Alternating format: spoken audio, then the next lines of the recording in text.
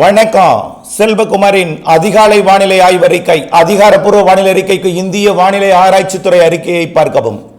2024 December 24 செவ்வாய்க்கிழமை அதிகாலை நிலவர வானிலை பதிவு.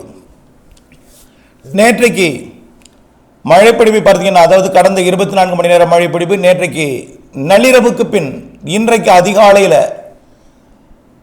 திருவள்ளூர் மாவட்டம் கடலோரம் புயலில் 4 சென்டிமீட்டர் மழை பொழிந்திருக்கிறது. சோழவந்தானில் 1 சென்டிமீட்டர் மழை பொழிவும், ஓட்டப்பிடாரத்தில் தூத்துக்குடி மாவட்டம் ஓட்டப்பிடாரத்தில் 14 மில்லிமீட்டர், அதாவது 1.5 சென்டிமீட்டர் மழை பொழித்திருக்கிறது. மேலும் மழைப்பொழிவுகள் எதிர்பார்க்கப்படுகிறது. நேற்றைக்கு மழைப்பொழிவு.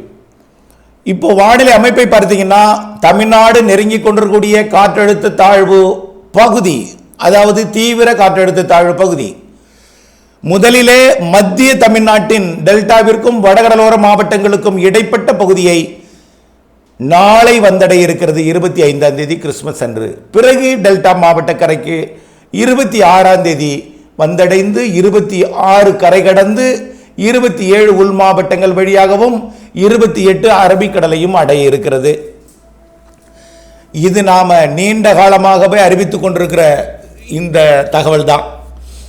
இதில் நிகழ்வு தமிழ்நாட்டுக்கரையை நெருக்கமாக வந்து கடலில் மட்டும் மழைப்பொழிவை கொடுத்துவிட்டு, வடகடலோரம் மட்டும் 2 நாள் மழைப்பொழிவை கொடுத்துவிட்டு விலகி சென்று கடலிலே ஆட்டம் போட்டு யூடேன் ஓட்டேன் எல்லாம் போட்டு ஒரு வழியாக ஒரு நிரந்தர யூடேன் போட்டுக்கொண்டு தமிழ்நாட்டுக்கரையை நெருங்கி கொண்டிருக்கூடிய நிகழ்வு மழைப்பொழிவை தொடக்குவது உறுதி. இதில் மாற்றமில்லை. இன்றைக்கு மழைப்பொழிவு, அதாவது நேற்றைக்கு நள்ளிரவு இன்றைக்கு அதிகாலையில் கூட திருவள்ளூர் மாவட்டம் பழவேற்காட்டில் மழை தொடங்கி இருக்கிறது.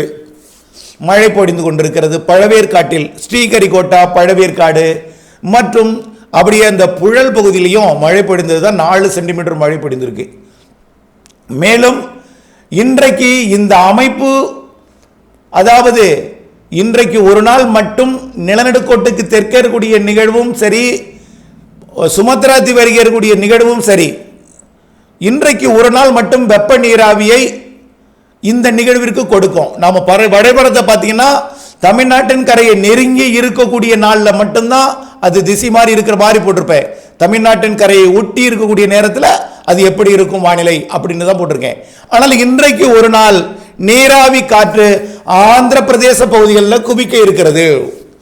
ஒடிசா, ஆந்திர பிரதேச கரையோர மாவட்டங்களிலே இன்றைக்கு ஒரு நாள் இரு காற்று இணைவு ஏற்பட்டு மிக கனமழை பொழிவை கொடுக்க இருக்கிறது.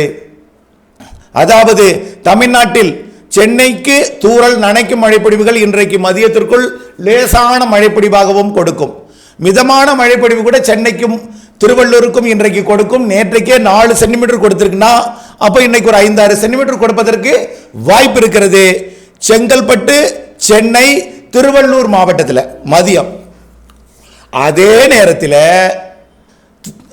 ஆந்திர பிரதேசம் நெல்லூரை விட ஓங்கோலை விட மச்சூலிப்பட்டினத்தை விட கிழக்கு மற்றும் மேற்கு கோதாவரி மாவட்டங்கள், அதை விட கூடுதலாக விசாகப்பட்டினம் மாவட்டத்திற்கும் ஒடிசாவின் பகுதிக்கும் இன்றைக்கு ஒரு நாள் கனமழை பொழிவை கொடுத்துவிட்டு, ஒரே நாள் தான் ஒரு 12 மணி நேரம் மழை பொழிவை அங்கே கொடுத்துவிட்டு உடனடியாக மளமளவென்று தமிழ்நாட்டின் கரையை நோக்கி நெருங்கி வந்துவிடும்.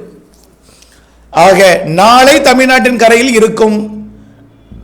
நாளை வெப்ப நீராவியானது முழுமையாக திசை மாறி போய்விடும். எங்கே போயிடும்? சுமத்ரா தீவு அருகே நீடித்துக் கொண்டிருக்கூடிய நிகழ்விற்கு தென்சின கடல் வழியாக வரக்கூடிய வெப்ப நீராவி திசை மாறி போயிடும். நிலநடுக்கோட்டு பகுதியிலிருந்து வரக்கூடிய வெப்ப நீராவியும் நிலநடுக்கோட்டுக்கு தெற்கே இருக்கக்கூடிய நிகழ்வு கட்டுப்படுத்தி வைத்திருக்கும். ஆக வெப்ப நீராவி கிடைக்க பெறாமல் நாளை மழை பொழிவோட தீவிரம் சற்று குறைந்திருப்பது போல் தெரியும் தமிழ்நாட்டிலே. ஆக 24ஆம் தேதி இன்றைக்கு திருவள்ளூர், சென்னை, செங்கல்பட்டிலே மதியத்தில் மழைப்பொழிவு கொடுக்கும். ஏன் மதியம் என்றால், வருவது குளிர் நீராவி. குளிர் நீராவில அதாவது வெப்பம் இருந்தால் தான் மழை பொழியும். எப்படி ஃப்ரிட்ஜ் திறந்தா தண்ணி உருகுதோ அதே போல வெப்பம் தேவை தண்ணீராக மாறுவதற்கு. ஆக குளிர்காற்று வெப்பம் கிடைத்ததும் இன்றைக்கு மதியம் மாலையில் சென்னை, திருவள்ளூர், செங்கல்பட்டிலே மழை பொழிவு கொடுக்கும். ஆந்திர பிரதேசம் மட்டும்தான் இரு காற்று இணைவு இன்னைக்கு இருக்கும். ஆனால் சென்னைக்கு வருவது குளிர்காற்று. அங்கே எப்படி மழைப்பொழிவை ஏற்படுத்தும்னா மதிய மாலையில் லேசான மிதமான மழைப்பொழிவை இன்றைக்கு தமிழ்நாட்டின் வடகடலோர மாவட்டங்களில் கொடுக்கும். நாளை கிறிஸ்துமஸ் தினத்தன்று அதிகாலையில் கோடியக்கரை முனை தொடங்கி சென்னையோட அதாவது பழவேற்காடு வரைக்கும் உள்ள கடலோர பகுதிகளில் அதிகாலை மழை இருக்கும். கண்டிப்பாக கோடியக்கரை முனை மழை இருக்கும். அதாவது ஆங்காங்கே கடலோரத்தில் மழை இருக்குன்னு சொல்லலாம். பரவலாக இடையூறு கொடுக்கும் மழையாக இருக்காது, இயல்பு வாழ்க்கையை பாதிக்கும் மழையாக இருக்காது. ஆனால் இடையூறு கொடுக்கும் ஒரு சில இடங்களில். அதாவது இயல்பு வாழ்க்கை கொடை இல்லாமல் போக முடியாமல் ஒரு கிறிஸ்துமஸ் கொண்டாட்டத்திற்கு வெளியே செல்லும் பொழுது கடலோர மாவட்டங்களில் மட்டும் நாளை அதிகாலை காலை மழை இருக்கும். கிறிஸ்துமஸ் தினத்தன்று 25ஆம் தேதி திருவள்ளூர், சென்னை, செங்கல்பட்டு மற்றும் விழுப்புரம், புதுச்சேரி, கடலூர், மயிலாடுதுறை, காரைக்கால், நாகப்பட்டினம் இந்த மாவட்டங்களுக்கு மட்டும் நாளை அதிகாலை காலை இருக்கும். நாளை மதியம் வெயில் வந்ததும் வெப்பம் உயர்ந்ததும் பிறகு அந்த மழை காலைக்கு பிறகு நாளை லேசாக தான் முதல்ல நாளை தொடங்கும். நிகழ்வு முழுமையாக கரையேறும் நாள் 26ஆம் தேதி கிறிஸ்துமஸ் அன்றைக்கு அடுத்த நாள். அது வரைக்கும் கடலிலே தொலைவில் தான் இருக்கும், நெருங்கி கொண்டுதான் இருக்கும். ஆக 26, 27ஆம் தேதி 2 நாள் தான் தமிழ்நாட்டில் அனைத்து மாவட்டங்களுக்கும் மழை. ஆகவே மழை மழை என்கிறார்களே, ஏதும் காணும், இது வராது என்று மட்டும் நினைத்துக் கொள்ள வேண்டாம். நீங்க நினைத்துக் கொண்டால் பரவாயில்லை. நிறைய பேர் விதைப்பு அறுவடைக்கு தயாராக இருக்கிறார்கள். நேற்று முன்தினம் பெய்த மழை கூட அறுவடை சில இடங்களில் பாதிக்கப்பட்டிருக்கிறது. எனக்கு கைபேசி அழைப்பு வந்தது பிறகு தெரியும். அதாவது மக்காச்சோள அறுவடை செய்து ஏக்கர் கணக்கில் தரையில் கிடக்கு மழை. இதை வானிலை அறிக்கையை கேட்கவில்லை, இப்பொழுதுதான் நான் இதை உங்களை கேட்டேன்.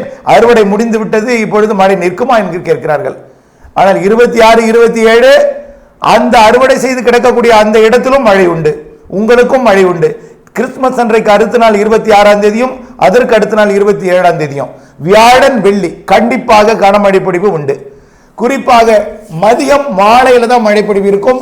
உள்ளே மாலை இரவிலே, அதாவது மேற்கு தொடர்ச்சி மலை மாவட்டங்களில் மாலை இரவும், உள்ளே காலை மதியமும், கடலோரம் காலை மதியமும் இருக்கும். பெரும்பாலும் அதிகாலை நேரத்தில் மழை இருக்கும், பகல்ல மழை இருக்கும். இரவில் அதாவது முன்னிரவிலே 6 மணி ஆயிட்டா மழைக்கு வாய்ப்பு குறைவு. ஒருவேளை மழை இருந்தாலும் மிக குறைவான மழை பொழிவாக இருக்கும். ஆக 26, 27ஆம் தேதியை மையமாக வைத்து 24 இன்றைக்கு திருவள்ளூர், சென்னை, செங்கல்பட்டுக்கு மட்டும் லேசான மழை பொழிவை கொடுத்து விட்டு மதியத்தில் கொஞ்சம் வந்து கொடுத்தாலும் நாளை அதிகாலை கடலோரத்தில் கொடுத்து விட்டு, அதுவும் இயல்பு வாழ்க்கைக்கு பாதிப்பில்லாத இடையூறு கொடுக்கும் மழை பொழிவை நாளை அதிகாலை கொடுத்து விட்டு, நாளை மதியம் கொஞ்சம் கூடுதலாக டெல்டா மாவட்டங்கள், வட உள் மாவட்டங்களில் வந்து கொடுத்து விட்டு 26ஆம் தேதி வியாழக்கிழமையும் 28 வெள்ளிக்கிழமையும் 27 வெள்ளிக்கிழமையும் 2 நாளும் 26, 27 2 நாளும் தமிழ்நாட்டில் அனைத்து மாவட்டங்களுக்கும் பரவலான மழைப்பொழிவு, குறைந்தபட்சம் மிதமான மழைப்பொழிவு, சில இடங்களிலே சற்று கனமழை பொழிவு, அதாவது பல இடங்களிலே சற்று கனமழை பொழிவு, ஆங்காங்கே கனமழை பொழிவு, ஒரு சில இடங்களிலே மிக கனமழை பொழிவு கூட அமையலாம். மிக கனமழை பொழிவு என்பது ஒரு 10 சென்டிமீட்டர் வரைக்கும் இருக்கலாம். 15 என்பது ஒரு இரு இடத்தில் அமையலாம். ஏன் சார் 15 எப்படி சார் அமையன்னு கேட்கலாம். நேற்றைக்கு லேசா தொட்டத்திலேயே புழல்ல 4 சென்டிமீட்டர் பெய்திருக்கு. ஆக எங்காவது ஒரு இடத்துல 15 சென்டிமீட்டர் பெய்யலாம். 26, 27 தேதிகளில் அதை எதிர்பார்க்கலாம். எல்லா இடத்துலையும் கிடையாது, எங்காவது ஒரு இடத்துல அதிகபட்ச மழைப்பொழிவு ஓரிடங்களில் 10 சென்டிமீட்டர் 15 சென்டிமீட்டர் பெய்யலாம். ஆனால் பரவலான மிதமான மழைப்பொழிவு 26, 27 தேதிகளில் இருக்கும். புரிந்திருக்கும் நினைக்கிறேன். இதற்கு மேல விளக்கம் சொல்ல நான் விரும்பல. அடுத்தபடியா பார்த்தீங்கன்னா இந்த நிகழ்வு 27ஆம் தேதி விலகிய பிறகு 28ஆம் தேதி முழுமையான இடைவெளி, 29ஆம் தேதி அடுத்த பேசுபொருளாக தொடங்கும்.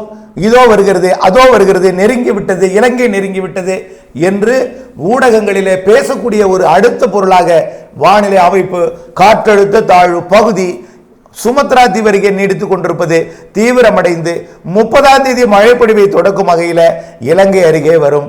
31ஆம் தேதியும் புத்தாண்டு தினத்தில் ஜனவரி 1ஆம் தேதியும் அடுத்த நாள் 2ஆம் தேதியும் புத்தாண்டு தினத்தை மையமாக வைத்து 31ஆம் தேதி மற்றும் 1ஆம் தேதி 2 நாளையும் மையமாக வைத்து 30 மற்றும் 2ஆம் தேதி வரைக்கும், 30 முதல் 2ஆம் தேதி வரைக்கும் நிறைய மழை பொழிவை இலங்கைக்கும் கொடுத்து, பிறகு தென் தமிழ்நாட்டிற்கும் டெல்டாவிற்கும் கொடுத்து, பிறகு மத்திய தமிழ்நாடு மேற்கு தொடர்ச்சி மலை மாவட்டங்கள், தென் மாவட்ட மேற்கு தொடர்ச்சி மலைக்கு கொடுக்கும்.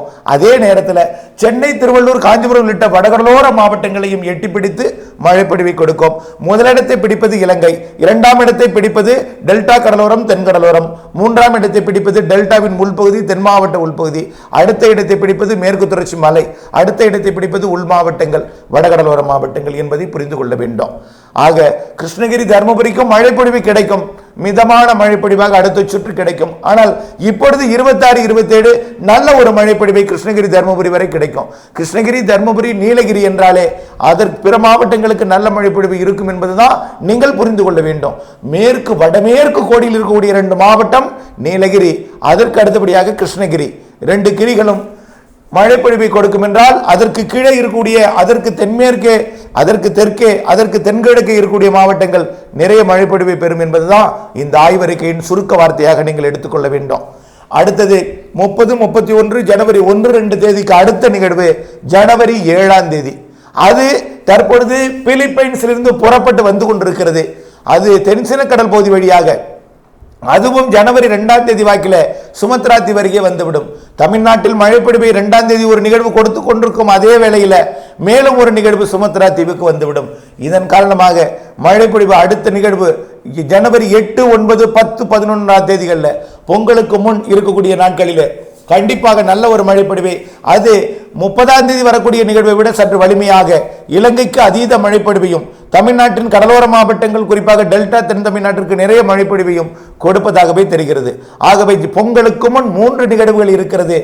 வடகிழக்கு பருவமழை நிறைவடைந்து விட்டதாக உங்களுக்கு கண்களுக்கும் உங்களுக்கு மனதிற்கும் மாய தோற்றம் கொடுத்து கொண்டிருக்கும்.